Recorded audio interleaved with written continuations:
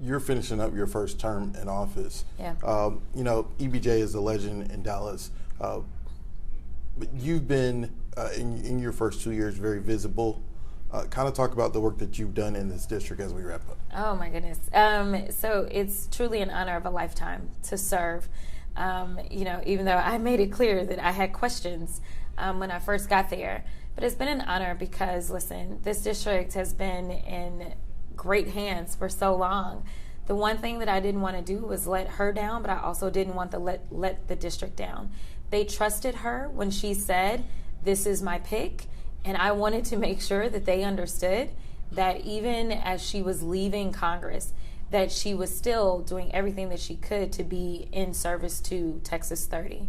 So we've been able to bring a historic amount of money to the district. Now, I have to be perfectly honest and tell you that if it wasn't for the Biden-Harris administration and the democratically controlled House and Senate in the 116th Congress, then I wouldn't have been able to pull down on these dollars. But working very closely with all of my city elected officials, my mayors, the city councils, working with our county government, I'm just really blessed that I actually have some of the best elected officials on the face of the planet, because what they do is they reach out. Because as most know, I spent a lot of time in DC and now I spend a lot of time on the road. But I can't know what it is that they really need if they're not communicating. So we have great working relationships that's allowed us to do things such as pull down money from the Inflation Reduction Act that would start to right some of the wrongs as it relates to environmental injustice issues, which our district has been the target of for so long, whether we're talking about clean air, clean water, or if we're talking about clean soil.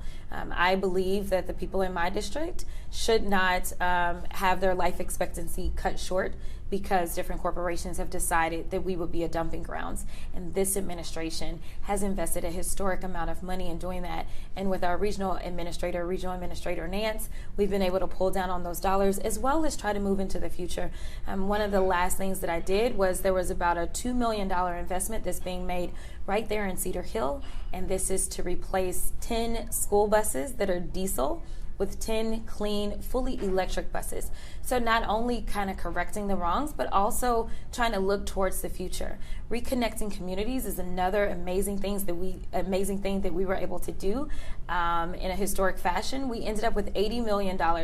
The vast majority of that $80 million came directly to Texas 30, and no other district got any of that money. That came from Department of Transportation. This, again, is looking at wrongs that have been done historically to Black and brown communities. And so with highways that were set up in decimated communities, we're now reconnecting communities. And so it was amazing to have Secretary Pete Buttigieg come in. But that was one of the third largest grants that was given out in the entire country, and it came right here to Texas 30. The final thing that I'll say about something historic that we've been able to do is ARPA-H. And so as we saw what happened in COVID-19 and the fact that we were behind the gun instead of being ahead of it, this administration wants to make sure that we stay ahead of whatever threats are looming, bio or otherwise. And so there were 3 facilities that were authorized, multi-billion-dollar facilities. 2 of those facilities went into blue states. The third one came not only to Texas, but it came to Texas 30, and it is the customer experience hub. This means that as we are doing trials, they will be more diverse because we're bringing the trials to the diverse space instead of always kind of putting the trials wherever and hoping diversity will show up. So it's amazing. Now, that's one of those things that will fly under the radar because it will take years before people truly understand the impact. But I felt like it was really important. We're talking about more jobs, and we're also talking about a little bit more access to healthcare in the form of hopefully participating in some trials.